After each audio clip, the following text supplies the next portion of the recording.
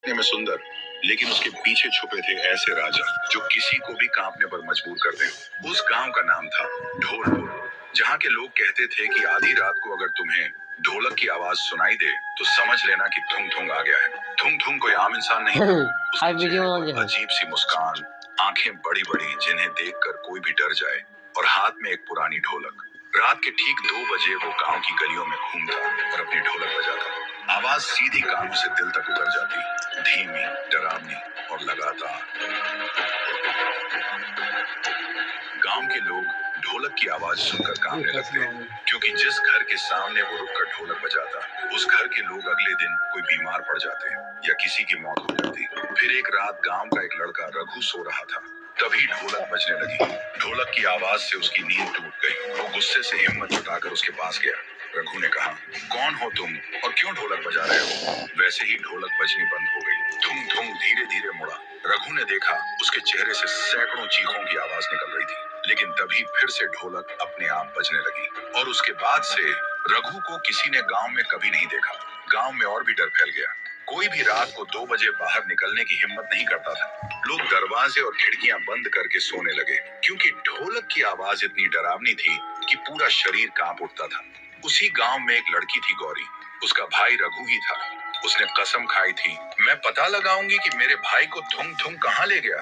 सुबह गौरी गांव के एक बुजुर्ग के पास गई और उसने पूछा, दादा, थुंग थुंग कौन है? बुजुर्ग कांपते हुए बोला, बेटी, थुंग थुंग कभी इस गांव का ढोल किया था, लेकिन 80 साल पहले एक शादी में ढोलक बजाते बजाते अचानक मर गया था। कहते हैं तब से उसकी आखिरी सांस उसी ढोलक में कैद हो गई, और तभी से वो आधी रात को ढोलक बजने लगती है।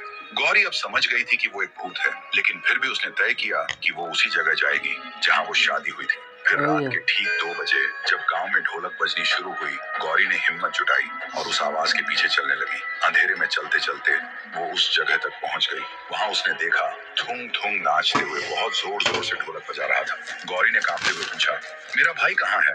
थुंग थुंग अचानक रुका। उसकी आंखें जलने लगी और ढोलक अपने आप बजने लगी। तभी ढोलक के अंदर से एक चीख सुनाई दी। गौरी डर से भागने लगी। तभी एक आवाज आई, दीदी। गौरी रुक गई और पीछे मुड़ी। उसने देखा, रघु और थुंग थुंग एक साथ खड़े थे, लेकिन वो अब इंसान नहीं था। उसका चेहरा अजीब और आंखें लाल हो चुकी थी। रघु ने धीरे से कहा, दीदी, अब मैं भी थुंग थुंग का हिस्सा हूँ और अगला नंबर तुम्हारा है। गौरी रघु को उस हाल में देखकर कांप गई। उसका अपना भाई अब इंसान नहीं रहा था, थुंग थुंग का हिस्सा बन चुका था। उसने भागने की कोशिश की, लेकिन जैसे ही दरवाजे तक पहुंची, ढोलक अपने आप उड़कर आके दरवाजा बंद कर देता है। तभी गौरी को बुजुर्ग की कही बात याद आई। जब वो बुजुर्ग की बात सुनकर जा रही थी, तब बुजुर्ग ने फिर से बुलाया और कहा था, बेटी, अगर तुम अपने भाई को आजाद करना चाहती हो तो थुंग थुंग को रोकने का एक ही तरीका है, उसकी ढोलक को पूरी तरह जलाकर राख कर दो, तभी उसके श्राप से बचे लोग आजाद हो सकते हैं। ये याद करते ही गौरी कांपते हुए एक मोमबत्ती जलाती है और ढोलक के पास जाकर आग लगा देती है। जैसे ही आग लगती है, पूरी जगह कांप उठती है।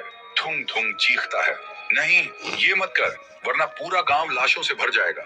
रघु भी चिल्लाता है, दीदी, मत कर, अगर ढोलक जली तो मेरा खून तुम्हारे हाथों से टपकेगा। गौरी के हाथ कांपते हैं, वो रोने लगती है और आंखें बंद कर लेती है। तभी अचानक ढोलक से भयानक चीखें निकलती हैं। पूरा आसमान लाल हो जाता है और आग के बीच ढोलक अपने आप बजने लगती है। और फिर सब खामोश। गौरी बेहोश होकर गिर जाती है। सुबह जब उसकी आंख खुलती है, गांव वाले उसी जगह पर खड़े मिले। सब कुछ ठीक लगा। ढोलक की आवाज बंद हो चुकी थी।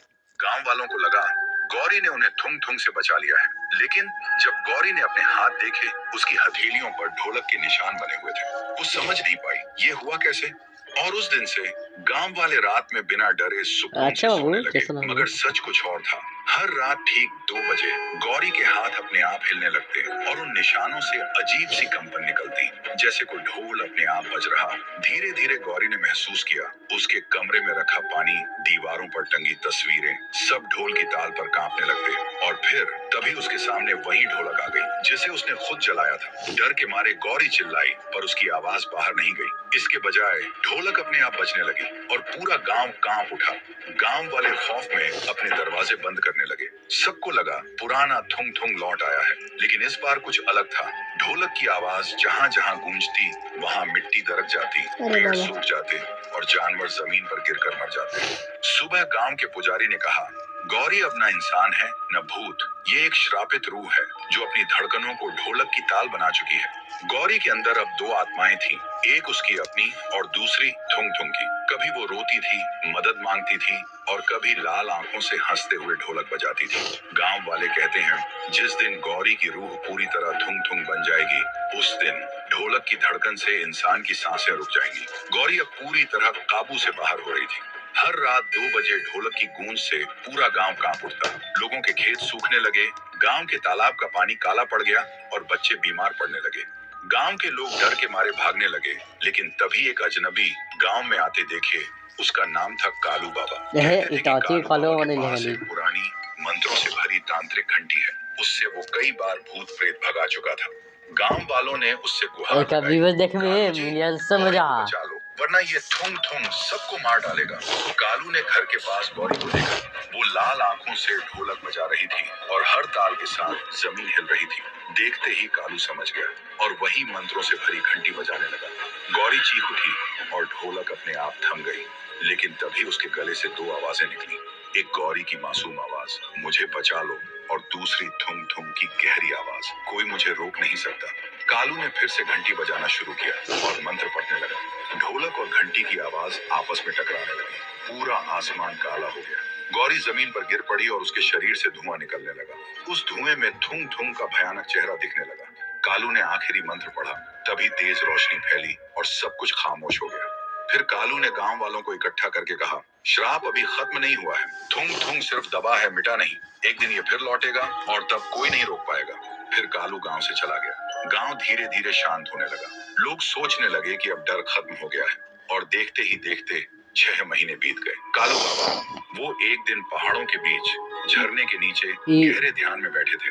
तभी उन्होंने देखा 80 साल पहले का दृश्य। थुंग थुंग एक ढोल किया था, सड़क किनारे ढोलक बजाकर अपना पेट पालता। कभी कभी शादी ब्याह में भी लोगों को खुश करता, लेकिन एक शादी में उसका मजाक उड़ाया गया, उसकी बेइज्जती हुई और उसे भूखा ही भगा दिया गया। भूख और अपमान से जलता हुआ वो ढोलक बजाते बजाते जमीन पर गिर पड़ा और वहीं उसकी आखिरी सांस टूटी। मरते वक्त उसने श्राप दिया, जिन लोगों ने मेरा मजाक उड़ाया, मुझे भूखा रखा, उनका साथ ही साथ उनकी आने वाली पीढ़ी भी चैन से नहीं जी पाएगी। मेरी ढोलक की गूंज उनकी मौत बनेगी, उनकी बर्बादी बनेगी। और उसी पल से उसकी आत्मा ढोलक में कैद हो गई।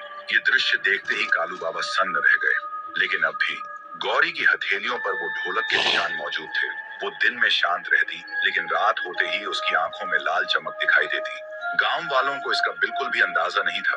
फिर एक दिन गांव में अचानक भयानक तूफान आया, पेड़ उखड़ गए, आसमान से काले परिंदे गिरने लगे और धरती कांप उठी। और उसी रात ठीक 2 बजे जब सब कुछ शांत हुआ, तब अचानक ढोलक की गूंज फिर से सुनाई दी, लेकिन इस बार आवाज पहले से कई गुना ज्यादा भारी थी, जैसे सैकड़ों ढोल एक साथ बज रहे हों। लोगों ने देखा गौरी अब इंसान नहीं रही, उसका शरीर अब पूरी तरह थुंग थुंग में बदल चुका और उसके चारों तरफ सैकड़ों आत्माएं घूम रही थी। ये भी मोटो देखने तो ना थुंग थुंग की ढोलक में कैद थी। सबसे अजीब बात यह थी, उसके पास अब ढोलक नहीं था, लेकिन फिर भी ढोलक बज रहा था। गांव का हर घर